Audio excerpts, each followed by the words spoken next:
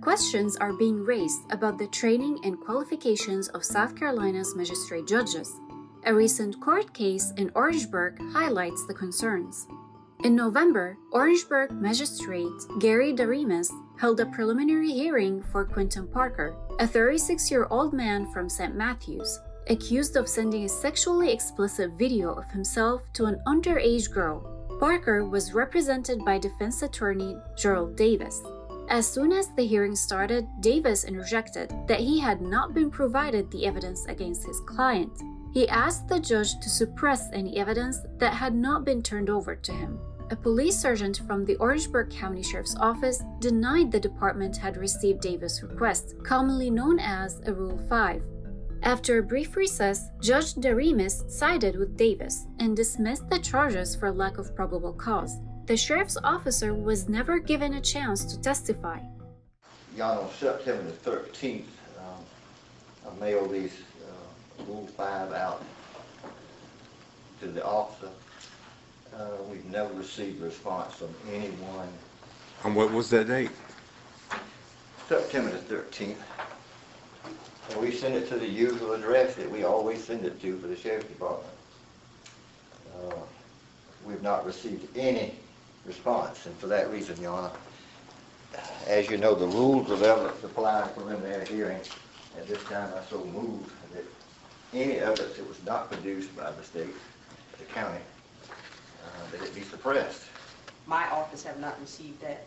The solicitor office does have the actual packet that is in front of me. Now, if Mr. Davis wants to continue, that's a different story, but my office have not received that notice.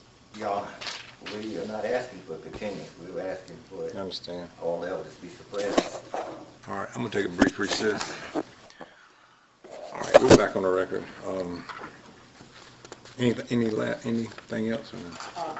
Just to repeat it, that the office didn't, and if he did send it, then it should have been sent certified to show proof that someone received it. Mr. Davis? Your Honor, I simply say that we're not required to send it certified. The rules just simply say that we attach a proof of mailing and that we have done, Your Honor. All right. All right, at this time, I'm going to rule. I'm going to dismiss both of these charges. No probable cause. Court is adjourned. The newspaper consulted legal experts about the hearing. They said Davis' request to dismiss the charges for supposed lack of evidence disclosure at such an early stage was highly unusual, and Judge Darimus erred in dismissing the charges. Circuit court judges, not magistrates, should handle discovery-related motions in felony cases. That's because they ultimately hear the cases, according to experts. On top of that, experts say Darimus should have known that evidence disclosure requests must be filed with the solicitor's office, not the arresting police agency. Requests are sometimes also sent to the arresting agency, but the law requires they be sent to the prosecution, which had not been done at that point.